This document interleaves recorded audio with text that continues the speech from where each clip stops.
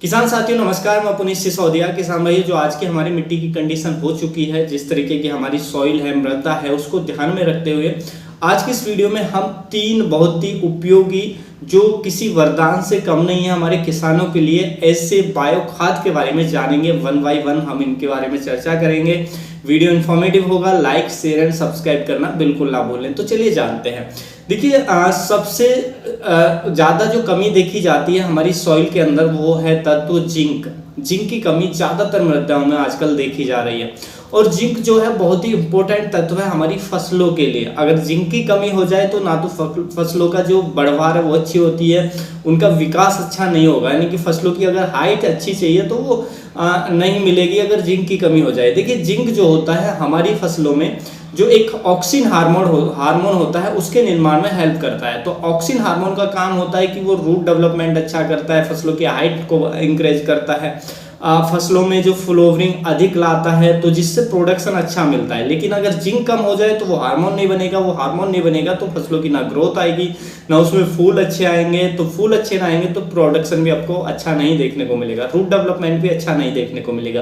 तो इसलिए जिंक बहुत इंपॉर्टेंट तत्व है। लेकिन यहाँ पे समस्या ये आती है कि जिंक यदि हम डालते भी हैं, मान लीजिए कोई फर्टिलाइजर, कोई ऐसा खाद जिसमें जिंक होता है, जिंक के लिए आप जमीन में डाल भी रहे हैं अपनी फसलों में, तो हमारी जो मिट्टी का पीएच है, ज्यादातर मिट्टी ऐसी है जिनका पीएच हाई है, यानी कि 7 से ऊपर है।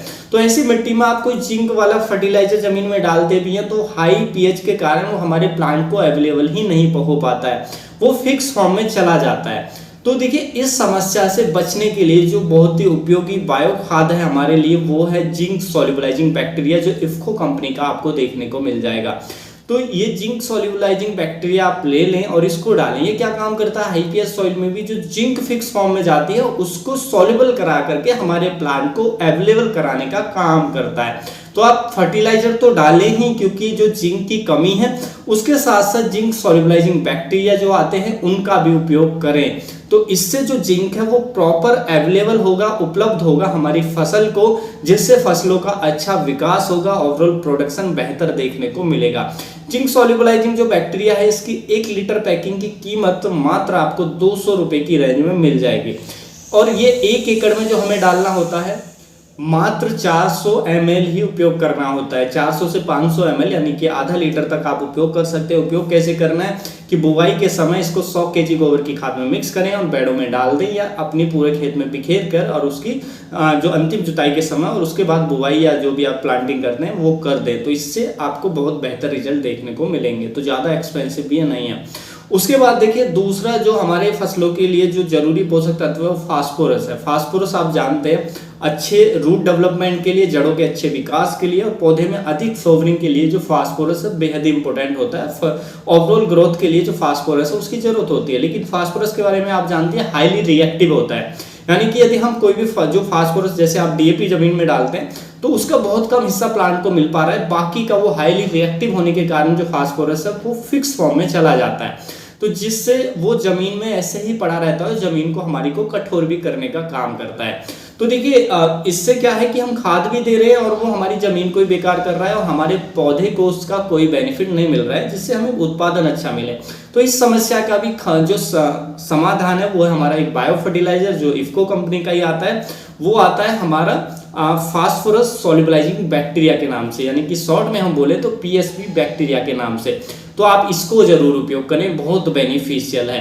यदि आप एक आध बार अपने खेत में डीएपी भी नहीं डालते हैं, केवल इसका उपयोग करते हैं, तब भी आपको अच्छे रिजल्ट देखने को मिलेंगे। ये भी आपको 1 लीटर 200 रुपए की रेंज में मिल जाएगा, और इसको भी हमें 400 से 500 ml ही 1 एकड़ में यूज करना होता है, यानी कि 1 एकड़ का खर्चा मात्र 80 से 100 रुपए आपको पड़ेगा। तो इसको भी ऐसे यूज करना है, गोबर की खाद में मिलाएं, और फिर क्या करें, बेड प्रिपरेशन के समय और इसको बेड़ों में डाल दें, या अंतिम जुताई के समय इसको डाल दें। 100 kg गोबर की खाद में 400 या 500 ml मिला करके उपयोग कर सकते हैं। इसके भी बहुत अच्छे रिजल्ट देखने को मिल जाएंगे। और देखिए, क्या जो ये बायो फर्टिलाइजर है, इनको हम एक साथ उपयोग कर सकते हैं, वो भी हम आगे समझेंगे किस तरीके से हम एक साथ उपयोग कर सकते हैं। उसके बाद देखिए, हमारी फसलों के लिए जो बहुत जरूरी पोषक तत्व है वो है हमारा पोटेशियम। पोटास के बारे में आप जानते हैं कि ये हमारे पौधे को मजबूती देता है, फसलों के साइज को बढ़ाने के लिए, फलों के साइज को बढ़ाने के लिए, फलों को स्वादिष्ट बनाने के लिए, उनको अच्छा बनाने के लिए जो पोटेशियम है वो बेहद ही जरूरी होता है। फसलों पर कीट व रोगों को कम करने के लिए भी अगर पोटेशियम बहुत महत्वपूर्ण रोल निभाता है, यानी कि पोटेशियम की उचित मात्रा है तो रोग व कीट भी कम अटैक कर पाते हैं। तो देखिए पोटेशियम के लिए भी ज़्यादातर किसान भाई कोई खाद नहीं देते हैं, क्योंकि जो पोटेशियम है वो हमारी जमीन के अंदर वैसे ही हाई है, यानी कि पहले से ज़्यादा है पोटेशियम की अच्छी मात्रा है, लेकिन वो भी हमारा फिक्स फॉर्म में है, अवेलेबल फॉर्म में नहीं है। तो आप यदि कोई खाद नहीं डाल रहे तो आपको जरूर जो हमारा पोटेशियम मोबिलाइजिंग बैक्टीरिया है वो हमें जरूर डालना चाहिए, जिससे वो पोटेशियम जो है उसको घोल करके और हमारे प्लांट को अवेलेबल कराने का वो भी काम करता है, जो हमारा पोटेशियम मोबिलाइजिंग बैक्टीरिया। तो पोटेशियम मोबिलाइजिंग बैक्टीरिया भी बहुत इंपॉर्टेंट होता है और इससे हमारी फसल मजबूत बनती है, फसल अच्छी होती है, कीट व रोग कम आते हैं, फलों का साइज भी अच्छा विकसित होता है और ये जितने भी बायो फर्टिलाइजर है हमारी मिट्टी की जो फर्टिलिटी है उसको भी बेहतर करने का काम करते हैं।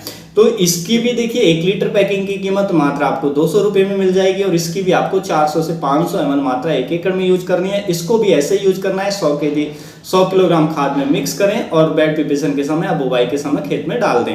अब समझते हैं कि हम इन तीनों को एक साथ उपयोग करना चाह रहे हैं, कोई किसान भाई चाहते हैं कि तीनों को हम उपयोग करें, तो कैसे करना है। तो उसके लिए आपको क्या करना है, देखिए इनको पहले सबसे पहले अलग अलग जो हमें 100 केजी यानी कि 3 जगह 100 केजी जो गोबर की खाद है वो लेनी है और इनको सबसे पहले अलग अलग हमें मिक्स करना है, गोबर की खाद में अलग अलग मिक्स करना है कि 100 केजी का गोबर की खाद ली, पहले उसमें जो हमारा जिंक सॉल्युबलाइजिंग बैक्टीरिया वो मिक्स किया, फिर 100 केजी के लिए उसमें अलग से उसमें हमारा पीएसबी बैक्टीरिया मिक्स किया और तीसरी में हमने जो हमारा पोटेशियम मोबिलाइजिंग बैक्टीरिया है वो मिक्स करें। तो तीनों को पहले अलग अलग खाद में मिक्स करें, उसके बाद चाहे तो आप इन तीनों को एक साथ खादों को एक साथ मिक्स करें, तो इससे 300 केजी जो FIM मैन्योर या केचुआ खाद जो भी आप ले रहे हैं वो हो जाएगी। फिर इसको आप खेत में डाल दें, तो इससे आपको काफ़ी अच्छे रिजल्ट देखने को मिल जाएंगे।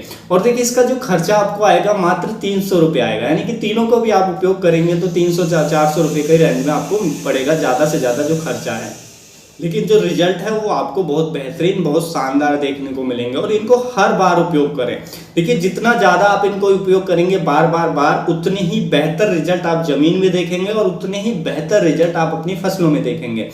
कि बार आप उपयोग करेंगे तो हर बार और बेहतर रिजल्ट देखेंगे। तो शुरू में हो सकता है आपको थोड़ा बहुत कम, यानी कि इतना आपकी पहचान भी ना पाए, उतना रिजल्ट देखने को मिले, लेकिन जब बार उपयोग करेंगे तो आप वाकई में देखेंगे कि आपको बहुत ही शानदार रिजल्ट देखने को मिलेंगे। तो उम्मीद है जो जानकारी आपको अच्छी लगी होगी, जानकारी अच्छी लगी वीडियो को लाइक करें, शेयर करें। मिलेंगे हम आपको एक और नई वीडियो में नई जानकारी के साथ, तब तक के लिए आप अपना ख्याल रखें। धन्यवाद।